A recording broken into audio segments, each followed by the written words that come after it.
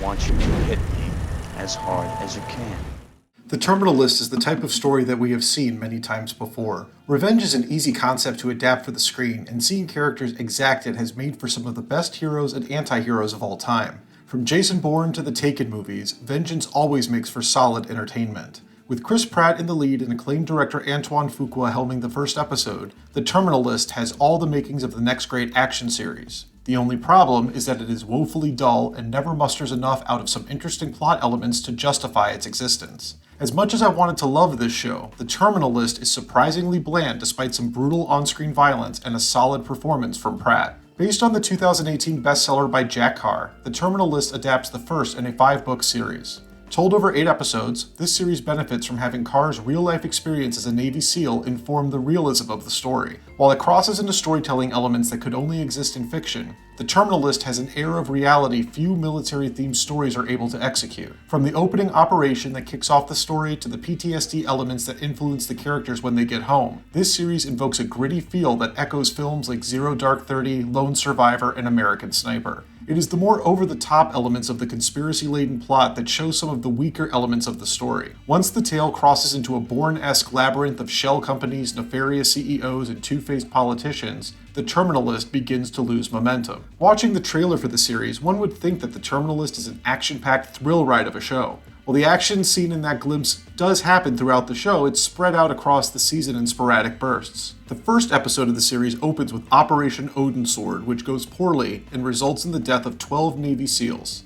Lieutenant Commander James Reese, played by Chris Pratt, the commanding officer on the mission, is sent home and struggles to reconcile his memory of what happened with the official record. So begins his descent into a complex conspiracy that he feels was orchestrated to use his men as scapegoats. As the story progresses, we are left to wonder if what is happening is real or part of something wrong inside Reese's mind.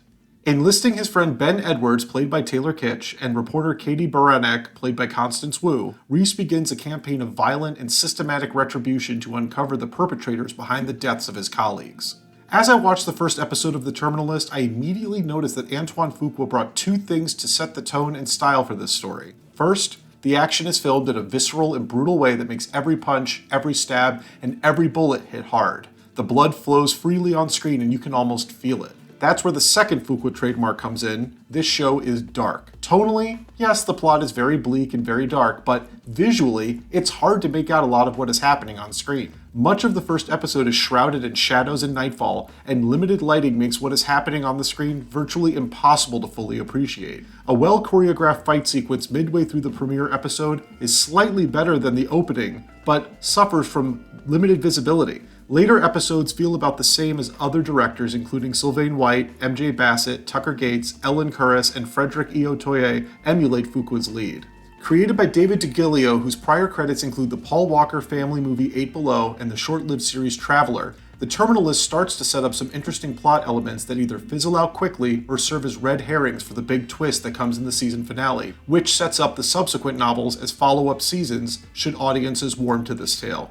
The problem comes from the fact that while there are a lot of elements reminiscent of the Jack Reacher novels and adaptations, as well as Marvel Comics' The Punisher, The Terminal List is so focused on realistically portraying the military aspects of the story that it fails to make anything else all that entertaining to watch. If there was a way to make The Punisher boring, The Terminal List would be it. While Chris Pratt shows he has what it takes to be a serious leading man who doesn't need to rely on smart-ass dialogue, his performance is one of the lone saving graces for The Terminal List. I really enjoyed seeing Taylor Kitsch get a substantial role, and his repartee with Pratt makes for some of the better moments in the series. Jean Tripplehorn and Constance Wu are both good and do what they can with their screen time, but so much of what comprises this series follows the pattern of Reese finding a name to cross off the titular list, which involves a calculated plan harnessing his military training, followed by a burst of violence before moving on to the next name on the list. The Terminal List likely would have worked far better as a feature film, or maybe a limited series of no more than 4 to 6 episodes. As it stands, this story is overlong and ploddingly told and somehow makes revenge feel bland and boring. That's why I'm giving it a 6 out of 10.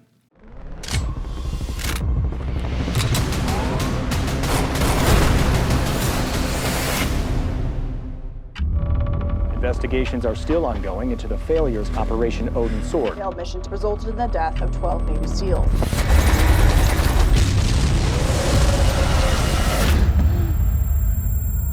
Lieutenant Commander James Reese. Can you outline the details of your mission? They knew we were coming. According to audio logs, you went dark on comms roughly 4 mics in. Why? That's not how it went down. You okay? Yeah, I'm fine. Headaches, paranoia, memory confusion. Daddy. We're gonna get through this, okay? Wanna tell me what happened? Somebody fed us bad intel. It was a setup. If I'm right, we need to act on this. I need names. If there's a connection to you and your men, I'll find it. Answers or blood? Blood. Where's James Reese? Is it true you're fugitive as a Navy SEAL? There's a bunch of people tracking you right now, so just lay low. I have 12 men flying home in caskets right now. This is personal.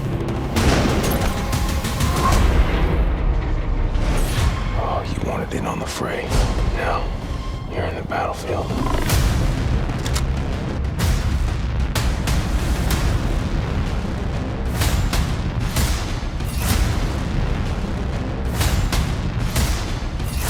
There's evil in this world, the likes of which you can't possibly imagine. James. Take Lucy, get her out of the house now.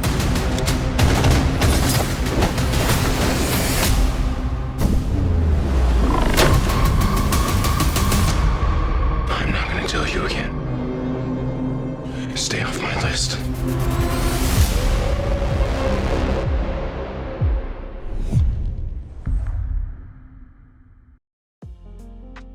Thanks for watching JoBlo videos. If you like this content, make sure to like this video and click on the bell to receive notifications for our latest videos.